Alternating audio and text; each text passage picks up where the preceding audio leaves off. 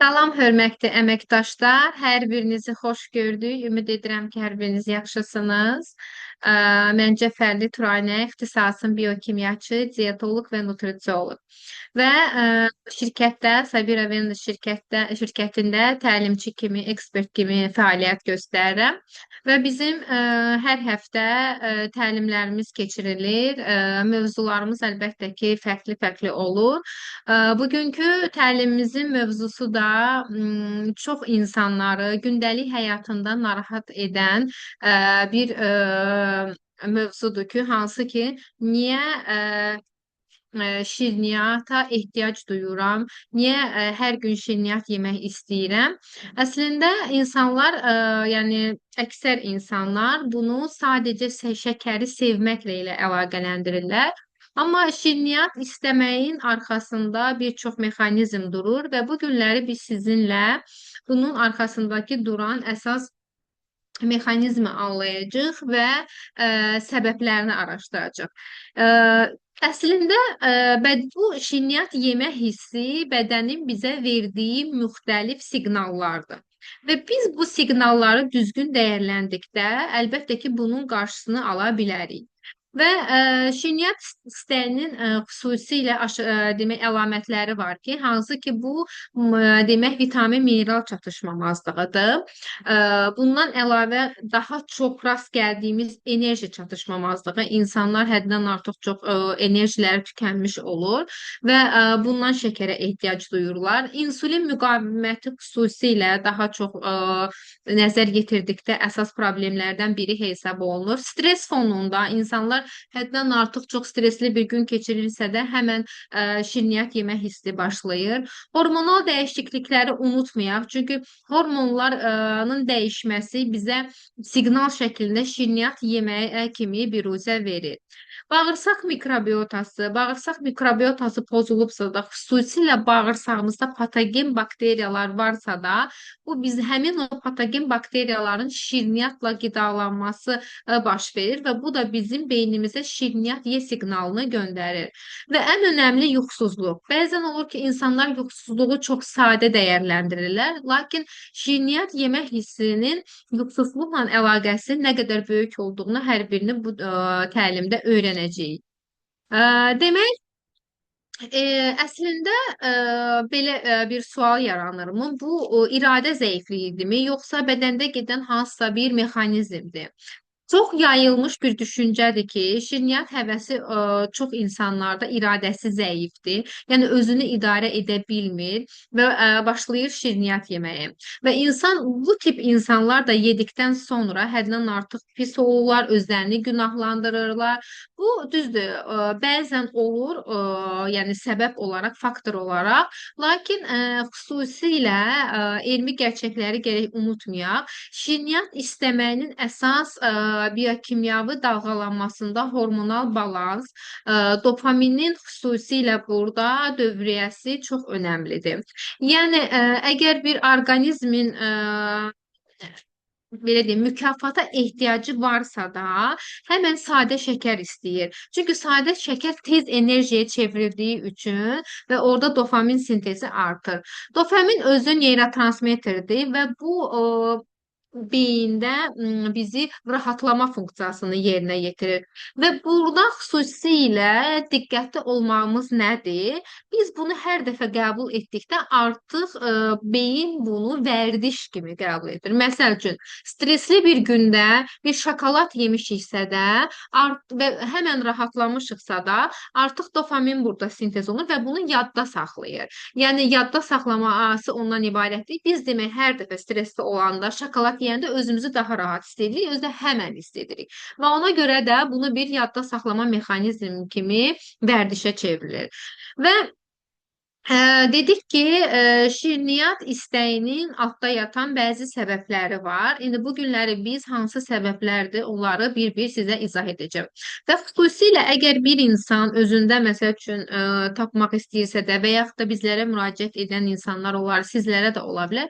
mütləqdir ki, sorğulamaq lazımdır ki, hətta belə deyim, bunu bir qeyd dəftərinizə də yaza bilərsiniz ki, mən şirniyyatdan əl çəkə bilmirəm, şirniyyat yeməsəm məndə çox pis oluram və bu zaman bizim suallarımız yaranır ki, sən yuxun necədir? Yəni günün hansı saatında istəyirsən? Yeməkdən əvvəlmi istəyirsən? Yeməkdən sonra istəyirsənmi? Yəni bu analiz olmalıdır ki, məhz bu gün danışdığımız bu mövzuda bu səbəbi tapmaq üçün bu suallara bizim ehtiyacımız var. Və birinci mexanizm nədir? Beyin dopamin sintezidir ki, bu mükafat sistemi. Yəni şəkər qəbul etdikdə beyin neyrotransmitter olan dopamini çox sürətli ifraz edir. Yəni bu da həmən biz rahatlayırıq. Reaksiya anlıq olaraq biz həzz reaksiyası baş verir və bu da bizdə rahatlanma funksiyasını yerinə yetirir. Əslində sual yarana bilər ki, yəni əvvəllər də qədim dövrdə də insanlar şəkər yeyirdi, yəni şəkərə ehtiyac var idi. Bəli, çünki əvvəllər enerji verən şəkərli qidalar çox əlçatan deyildi. Yəni çox az idi. Yəni bu qədər indiki kimi, indiki bizim həyatımızdakı kimi paketli qidalar, şəkərlər, yəni bu qədər yayğın deyildi. Yəni bir şirniyyat insan yeyəndə də çox o əlçatan olmadığı üçün beyin onu çox əlçatan olmayan bir qida kimi dəyərlənirdi.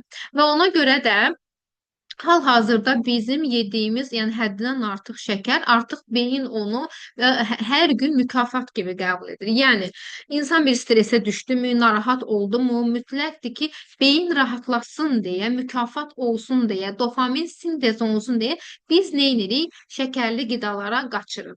Və ona görə də birinci səbəb budur ki, biz beynimizi mükafatlandırırıq. Bunu nə ilə də əlaqələndirə bilərəm? Məsəl üçün, ola bilər ki,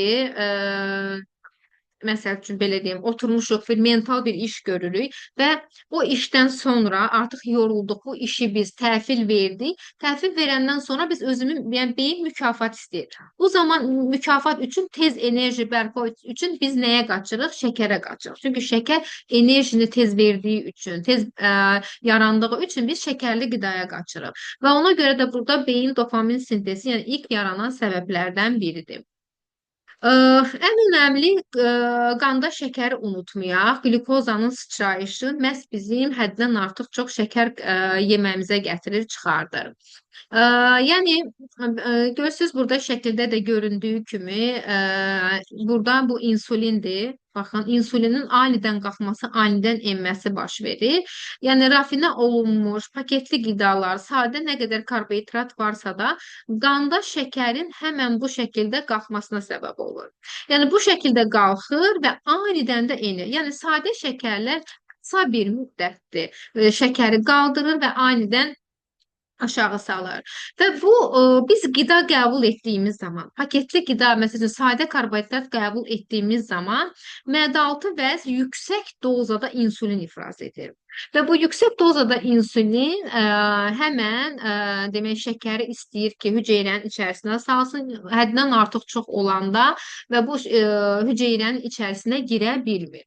Və bu zaman artıq yenə siqnal verir bizim beynimizə, yenidən sürətli enerji mənbəyi istəyir. Və ona görə insulin dirənci olan insanlarda bu insulin dalğalanması, baxın bu şəkildəki kimi bu dalğalanmanı görürlər və daim o insanlar acdılar, daim istəyirlər, enerjiləri yoxdur.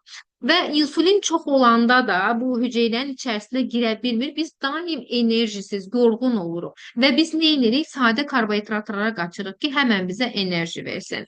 Və ona görə də mütləqdir ki, bir insanı dəyərləndirəndə onun qanda şəkərinin vəziyyətinin hal-hazırda necə olduğunu mütləq qiymətləndirməliyik. Çünki əsas səbəblərdən biri hesab olunur.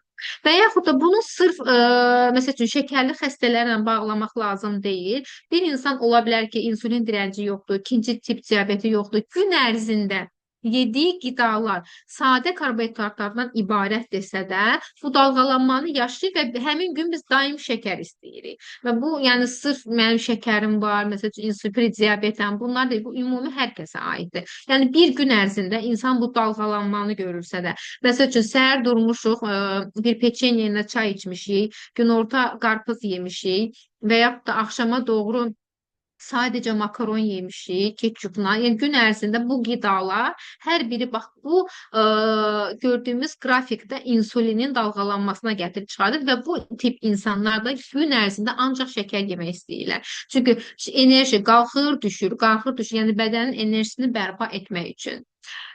Hormonları unutmayaq. Xüsusilə burada diqqətli olun. Demək, hormonal balansın rolu çox önəmlidir. İlk olaraq şəkər yemək istəyinin ən önəmli faktorlarından biri insulin hormonudur. Çünki biz əslində şəkər yeməyimiz nədir? Karbohidratı niyə yeyirik? Bizim bədənimiz biz enerji istəyir. Əslində bəzən olur ki, bunu da deyim ki, insanlar diyeta tutarkən, pəhrizdə oturarkən karbohidratı kəsirlər, amma bu düzgün deyil. Biz mürəkkəb karbohidrat yeməliyik. Çünki karbohidrat olmasa biz enerji bərpa edə bilmərik. Lakin burada səhv nədir? İnsanlar yəni həddindən artıq çox şəkərli qidalar yeyir. Yəni onun tərkibindəki olan şəkərin miqdarını bilmədən və insulin rezistentliyi varsa da bir insanda, bu insanda kəskin krizlər başlayır. Kəskin krizlər necə başlayır? Çünki şəkər gəldi bədənə, qəbul etdik. Şəkəri qəbul edərkən məadaltı vəz həddən artıq insulin ifraz edir. İnsulin ifraz edəndə əgər insulin dirənci varsa da, yəni bunu digər təlimlərdə də keçmişəm. İnsulin hüceyrənin içərisinə girə bilmir. Qapısı bağlıdır. Və bu girə bilmir və biz yenə enerjisiz qalırıq. Yəni daim şəkər yeməyimizə baxmayaraq və biz enerjisiz və daim gün ərzində bu neçə dəfə təkrar olur. Və burada xüsusilə biz insulinə diqqət etməliyik. Əgər insulin rezistentliyi varsa da şəkər yemək hissi daim olacaqdır. Qrelin leptin hormonu aclıq və doyma hormonudur. Bu xüsusilə yuxusuz qalan insanlara aiddir. Yəni bir insan çox yuxusuzdursa da, yuxusuzluqdan əziyyət çəkirsə də, normal yuxu yatmırsa da, burada hormonlarda disbalanslıq, yəni aclıqla doyma hormonlarında disbalanslıq yaşayacaqdır. Yəni daim qrelin artacaqdır. Qrelin nədir? Biz daim acıq. Daim nəsə axtarırıq. Və bu da əlbəttə ki, toxluq hormonunun ifrazını da burada azaldacaqdır və şəkər ehtiyacımızı artıracaqdır. Kortizol hormonu. Kortizol hormonu çox önəmlidir. İnsanlar günün hansı saatında nə yeməlidirlər, onu bilmirlər. Ümumi kortizol təkcə yeməklə deyil, digər ətraf mühitin faktorlarıyla da bədəndə yüksələ bilər. Lakin bunu da unutmayaq ki, insanlar var ki, məsəl üçün kortizol hormonunun pik olan saatları var ki, insan o zaman kortizolu qaldıran daha başqa qidalar yeyir və yaxud da artıq bizə kortizola ehtiyac yoxdur. Axşam saatlarında insanlar başlayır yemək yeməyə, bu zaman kortizol qalxır. Yəni kortizolu lazımsız yerdə bədəndə ifrazının çoxalması beyinə təcili kalori, şəkər qəbul et təlimatı verir. Yəni nə qədər çox kortizol varsa da o qədər bizim beynimiz kalori, şəkər demək tələb edəcəkdir. Bu bizim hormonlarla bağlı. Bir də var emosional qidalanma, stres vaxtı qidalanma. Bu tamam fərqli bir baxışdır. Çünki insanlar bu zaman ac olmurlar. Sadəcə çox yorğundurlarsa da, məsələn, kədərlidirsə də, həmin günü bir stres yaşayıbsa da, burada emosional qidalanma başlayır. Çünki serotonin olmur. Yəni biz xoşbəxt ola bilmirik. Şəkər beyində serotonin səviyyəsini müvəqqəti qaldırmaq üçün daim şirniyyat yeyir. Yəni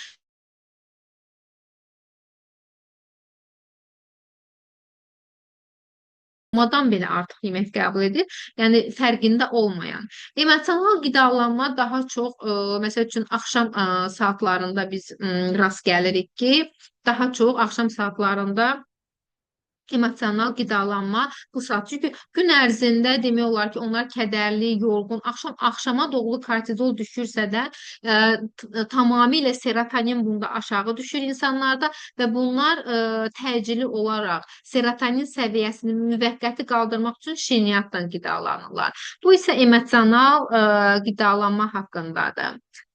Yuxu rejimi hər kəsə çox sadə gələ bilər, amma mən bir mütəxəssis kimi deyirəm, əgər bir insan normal yuxu yatmırsa da bunda enerji tükənmiş olur və enerji tükənmiş olan insanlarda daim şirniyyat, daim yemək yemək istəyir ki. Yəni hər kəs bilməlidir, hər kəs yemək yeməlidir. Lakin yediyimiz yeməyin saatı, miqdarı, yəni həmin bu boşqabımızda olan qidalanma necə olmalıdır? Və əgər biz görürüksə də, məsəl üçün bizə müraciət edən insanlarda sırf şirniyyat yeməsi yuxu ilə bağlıdırsa da, bu zaman biz ona dəstək olaraq qlisin tövsiyə edirik ki, çünki yuxu keyfiyyətini yaxşılaşdırmaq üçün. Əgər keyfiyyətli yuxu görmürsə də, ola bilər, məsəl üçün bu yaxınlarda sizə bir pasiyentim haqqında danışım. Xanıma sual verirəm ki, yuxunuz necədir? Və o mənə geri dönüş edir ki, belə yatıram, amma arada dururam. Yəni deyirəm necə yatırsınız? Mənə deyir ki, 11-12-də yatıram və 11 əladır. Yəni bizə əsl lazım olan vaxtı. Lakin 2-dən sonra dururam. 2-dən durandan sonra xanım yəni telefondan məşğuldur. Bir də səhərə yaxın. Yəni, bu normal yuxu deyil. Və bu insanda nə baş verir? Enerji tükənməsi baş verir və səhər durur neyin artıq kortizol çox pik səviyyədə deyil və istəyir ki, həmən enerji ilə özünü bərpa etsin. Və bu zaman başlayır həddən artıq şirniyyat yeməyə. Və biz demək, xüsusilə yuxu rejimi kimdə normal deyilsə də, bu insanlarda bunu da deyim ki, qavrama, yaddaş zəifliyi daha çox olur. Və ona görə də bir insanı biz anamnez toplayırıqsa da, şirniyyat yemə hissini sorğuluyuqsa da, burada yuxu da ən önəmli faktorlardan biridir. Burada glitin bizə çox kömək olacaqdır. Çünki o məhz bizə keyfiyyətli yuxunu təmin edir. Yəni yuxu deyəndə hər kəs yata bilər. Yəni bu normal ola bilər. Lakin o dərin yuxunu, 3-cü faza olan yuxu bizim üçün çox önəmlidir. Və əgər bir insanda yuxu probleminə görə şirniyyat yemək hissi yüksəkdirsə də, biz ona glitin tövsiyə edirik ki, bunun yuxu keyfiyyəti normal olsun. Yəni dərin yuxu fazasını beyin algılasın və bu enerji tükənməzliyi gün ərzində baş verməsin. Bir də var mikronutrient çatışmamazlığı. Mütləq bunu da insanları sorğulayarkən unutmamaq lazımdır. Çünki bəzən olur ki, gün ərzində bir insanın qidalanması demək olar ki, normal olmur. Yəni gündəlik lazım olan mikro, makronutrientləri ala bilmir. Əgər bir insan gündəlik lazım olan bəzi mikronutrientlər var ki, onlar bədənə daxil olmursa da, artıq hüceyrələr enerji bərpa edə bilmirlər və həddən artıq çox şəkər istəyirlər. Bunlardan biri maqneziumdur. Yəni daha çox, məsəl üçün mən yəni öz praktikamda deyim, maqnezium qəbul edən insanlarda iştah problemi də normaya düşür, şəkər yemə krizləri biraz aşağı düşür. Məhz burada proses nədir? Enerji istehsalı maqnezium olmayanda çətinləşir deyə, baxın, hüceyrə enerji istehsal edir. Məhz bu məsələn enerjiyə çevirmək üçün bizə demək katalizator olaraq, kofaktor olaraq maqneziuma ehtiyac var. Əgər orqanizmdə maqnezium çatışmırsa da, bu enerji istehsalı, yəni o mexanizm, o reaksiya baş verə bilmir. Və ona görə də insan daim yorğun olur, həddən artıq çox şokolad, şirniyyat istəyir. Və burada da mütləq maqneziumu unutmamalıyıq. Xrom balansı çox önəmlidir. Xrom mineralı demişik ki, insulin hüceyrələrinin daşınması üçün lazım olan bir köməkçi maddədir. Əgər əksikliyi varsa da, yenə bizim şəkər arzumuzu həyatımızdan çıxartmaq olmur. Biz dedik ki, insulin çoxdursa da, hüceyrənin içərisinə girə bilmirsə də, ona köməkçi maddə olaraq xrom veririk. Əgər məsəl üçün pasiyent gəlibdir, onu biz dəyərləndiririk. İnsulin müqavimətini görürük. Yəni əlində artıq bunun kağızları, analizləri var ki, insulin direnci var və bu zaman biz şirniyyat yemə hissini sorucuruq, sorğulayırıq və bu zaman biz buna xrom təmin edə bilirik ki, bu şirniyyat yemə hissi bunda aşağı. Çünki insulin çoxdur. İnsulin hüceyrələrin daşınması üçün, yəni bizə lazımdır ki, bu daşınsın, yəni qalmasın, qanda qalmasın, hüceyrənin içərisinə girsin. B qrupu çox önəmlidir. B qrupu demək, xüsusilə B qrupları var ki, məsəl üçün B6-dır, B1-dir, B2-dir. Bunu da biz ritm zdarovyədən əlbəttə ki, əldə edə bilərik. Əlavə tərkibində digər mikronutriyentlər də var ki, bunlar da bizim gündəlik həyatımızı təmin edən mikronutriyentlərdir ki, bunlar da sinir sistemin sabitləndiyi üçün xüsusilə karbohidrat mübadiləsində. Bəzən insanlar deyir ki, B qrupu məni kökəldir. Lakin B qrupunun yəni başdan B qrupu heç biri hamısı kökəltmir. Yəni əsasən biz karbohidrat yeyiriksə də, bizim bədənimizdə, məsələn, sadə karbohidrat yeyiriksə də, əgər B qrupu vitaminləri çatışmırsa da, yenə də burada karbohidrat mübadiləsində pozğunluq gedəcəkdir. Ondan əlavə mən dedim ki, bizim şəkər yemək yəni istəyimizin ən başlıca səbəbi gündəlik rasionda lazım olan mikronutriyent çatışmamazlıqdır. Çünki insanlar həm hal-hazırdakı devirdə bizim qidamızdan almaq mümkün deyil. Bəzən olur ki, bəli, sağlam bir insan sağlam qidalanır, lakin bilirik ki, meyvə, tərəvəz həddindən artıq tərkiblərində lazım olan demək mikronutriyentlər yoxdur. Çünki o meyvə, tərəvəz də həmin o mineralları torpaqdan alır. Yəni indiki torpaqlarda da həmin o maqneziumdur, digər elementlər də, selenium bunlar çatışmır və əlbəttə ki, bu da bizim bədənimizdə çatışmayacaqdır. Yəni son dövrdə daha çox müşahidə etdiyim nədir? Bizim hüceyrələrimiz acdır. Hüceyrələr enerji istehsal edə bilmir. Və burada da ritm zdoroviyanın tərkibindəki olan gündəlik mikronutriyentlər sayəsində həmin bu balansı yerinə qoya bilirik. Sonra mikronutriyentlərdən sinklə kalsiumdur. Əslində bu o demək deyil ki, məsəl üçün bir insan şirniyyat yemək hissi varsa da, artıq onunla mübarizə apara bilmirsə də, ona biz sink kalsium tövsiyə etməliyik. Xeyr, insanı anamiz toxluyuruq və o zaman biz şübhələndiyimiz hansısa bir proses varsa da ona uyğun veririk. Sink kalsiumun burada rolu nədir? Demək bizim dad reseptorlarımız var ki, əsasən dad reseptorlarında yaş artdıqca həssaslıq var və yaxud da bəzi insanlarda da ola bilir.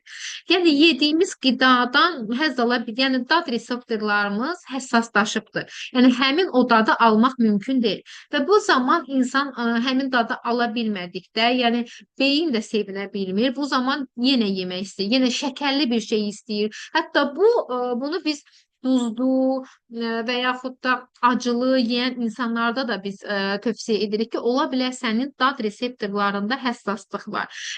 Çünki dəfələrlə olur ki, tutaq ki, bir qidadır. Bunu məsələn 5 adam yeyirsə də bir nəfər deyir, hər kəs üçün normaldır. Lakin bir nəfər deyir ki, yox, duzu yoxdur və yaxud da çox acıdır və yaxud da deyir çox şirindir. Bu zaman insanların dad reseptorlarında dəyişmiş olur. Və bu insanlarda da bunu unutmamalıyıq ki, yediyin qidadan məsəl üçün xoşun gəlirmi, dadlıdırmı, həzz ala bilirsənmi? Və əgər bu suallarımız da normal cavablayırsa da, demək biz burada da sinklə kalsiumu unutmamalıyıq. Yəni kalsium elə çox insanlar başa düşür ki, məhz kalsium bizə sinir sistemi üçün lazımdır. Xeyr, kalsium bizə sinir ötürülücülüyündə ən önəmli mineraldır. Yəni bizim sinirlərimizin, bax bu dad reseptorlarının ötürülməsində də kalsiumun rolu böyükdür. Və ona görə burada da biz sinklə kalsiumu unutmamalıyıq. Bağırsaq ən öndə gedən problemlərdən biridir. Demək, bəzən olur ki, insanlar daim şəkər yeyirlər və bu şəkər yeyəndə bağırsaqda patogen bakteriyalar yaşayır, yəni əmələ gəlirlər. Və bu patogen bakteriyalar da qidalanması üçün onlar şəkər tələb edirlər. Və bu şəkərlər həmin o patogen bakteriyalar beyinə siqnal göndərir ki, bizə qida göndər. Və bu zaman da biz nə edirik? Şəkər yeyirik. Və hərdən məsəl üçün olur ki, əgər bir insanın bağırsağı normal işləmirsə də və mənə deyirlər ki, məsələn, bugün mən həddindən artıq çox şəkər yeyirəm, yəni bu dərəcədə krizim olur və mən onlara başa düşürəm ki, onu bəzən insan özü istəmir. Yəni bədən özü istəmir. Məhz o bağırsaqda yaşayan patogen bakteriyalardır. Şəkər sevən bakteriyalardır. Tələb edən onlardır. Və bu zaman əgər biz bağırsaqdan şübhələniriksə də, burada da mütləq probiotiki unutmuruq. Məhz burada probiotik bağırsaq və beyin oxunu tənzimləyərək nəzarət edir.